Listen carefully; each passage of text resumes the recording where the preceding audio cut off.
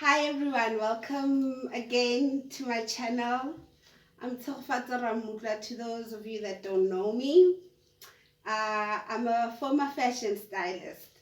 And reason why I say that, it's because, before I was consumed by the world so bad that I kind of lost my way, and yeah, fashion consumed me. So I then realized that, life is not even about fashion, but knowing who God is and aligning yourself with the Word.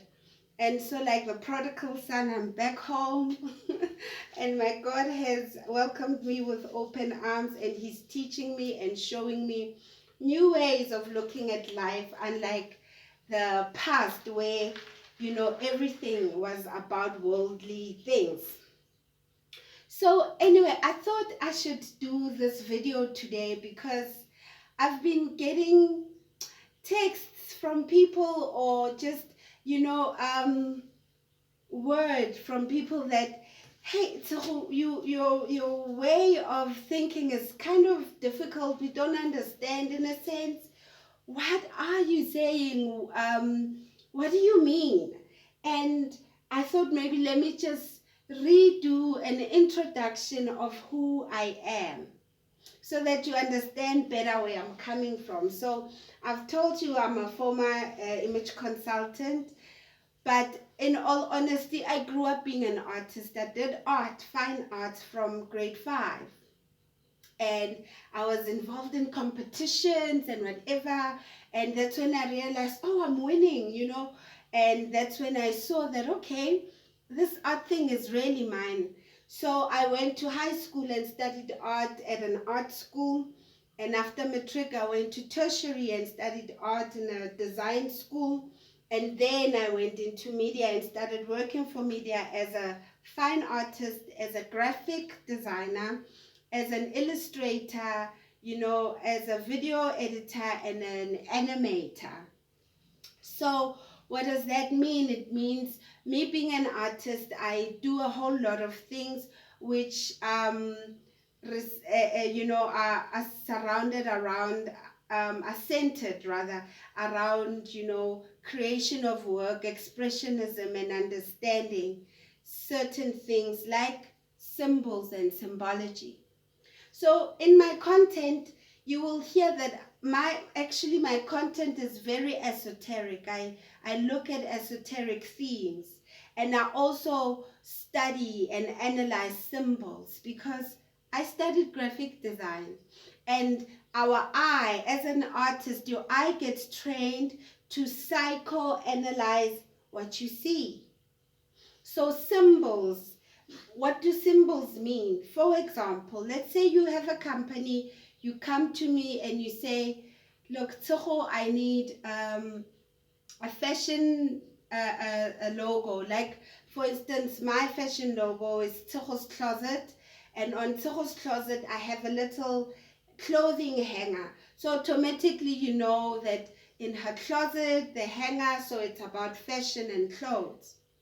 Maybe you're a soccer person and you want a logo, and you'll tell me, I need a logo. It's called the great soccer team, and I want something to show there. Or you could even say the great team without having the soccer part. And then, but I want a symbol that shows this is soccer. So I'll have a little soccer ball there. And when a person passes by and sees the logo, they see a little ball. Oh, it's a soccer team. So symbols are important in that sense. They tell you what something means and what it is talking about. So I look at symbols. I look at the meaning of symbols. Throughout art, throughout my life, as I say, I studied art. I also did a lot of art history. And I realized that, there were movements that were going on, and these movements that were happening, each movement throughout history has their own way of creating art, so they have their own style. For instance, let me give you an example. Let's look at fashion. In terms of fashion, when you put on an outfit, in the morning and you go out, psychologically you have put it together because it represents who you are. There's a certain way of liking clothes. So when you go outside, the first person that sees you, they perceive you in your form of style, your dress sense. So if I'm wearing a power suit, I go outside with my briefcase and a power suit, automatically you're going to think, oh, she's going to a business meeting. Or if you see a guy on the streets in their Converse, their Cortez, or just sneakers, pair of jeans, a bucket hat, and with a certain walk, you automatically assume, this one is a bag, this one, and you cross to the other side if they're coming your direction, because of how they are dressed. So style or expressionism is expressed by how you present yourself to the world. And that's what happened with art too. These artists that have passed, your Picasso's, for instance, he had his own unique style. Michelangelo from the Renaissance, he had his own style. I remember when I went to see the Mona Lisa live, it's in a small vault there in a chamber, or it's locked up, and it's just a small picture, and from looking at it from books and going there to Paris and looking at the whole thing, you like, I thought it was big. What's the whole hullabaloo behind this?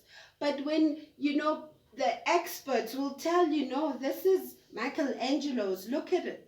And you now start psychoanalyzing Michelangelo's thoughts while he was creating this.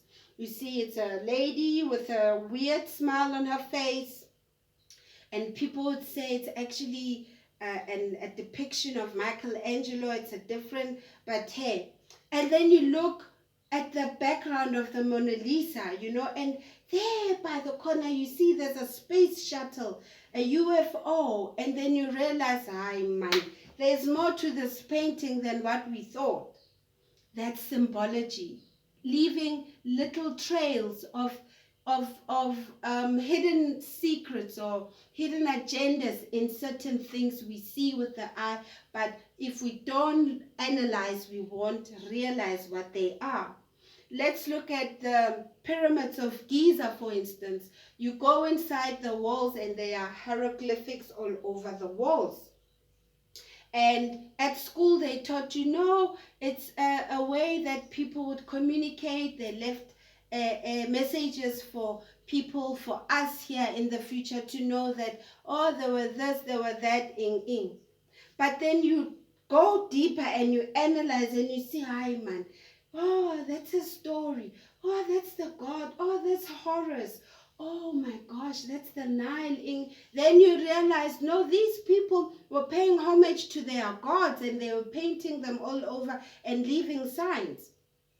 And those are symbols. So I'm that person. I look at symbology, what it means, and how does it connect to the Word of God.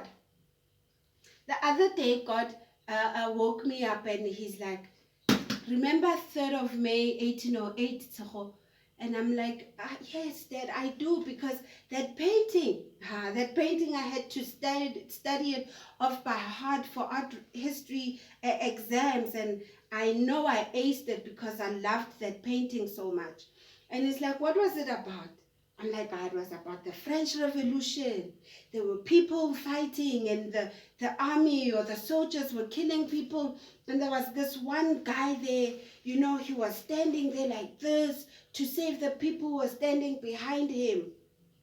And yeah, in the background there was a castle, and it just shows how people in the higher power are always safe there, and the innocent, the casualties are always, gunned down, and they are always in the front line of guns, and yeah.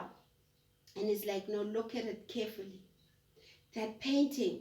So I go, okay, 3rd of May.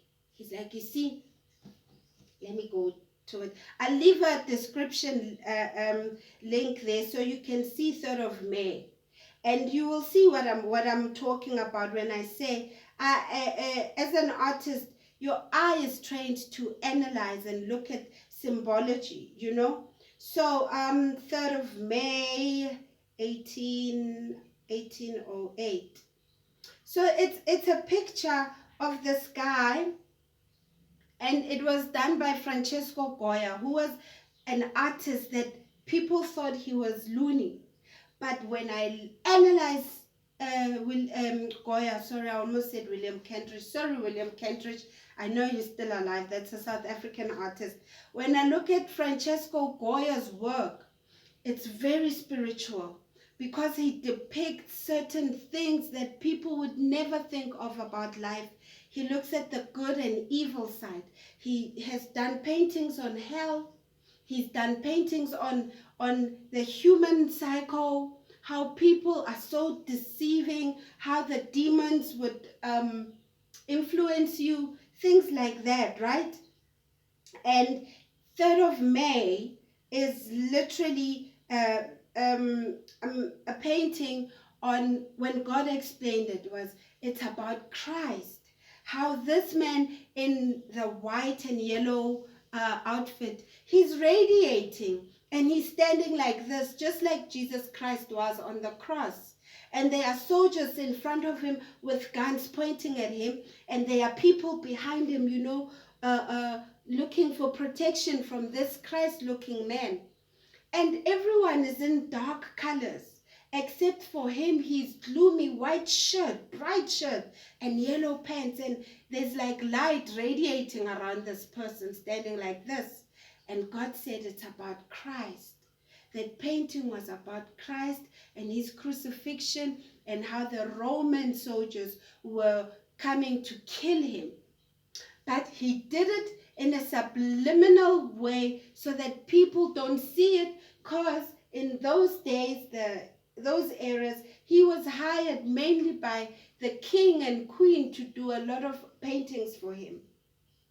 So Goya really saw a lot of things psychologically that people would never think of or see. And that's how I view things.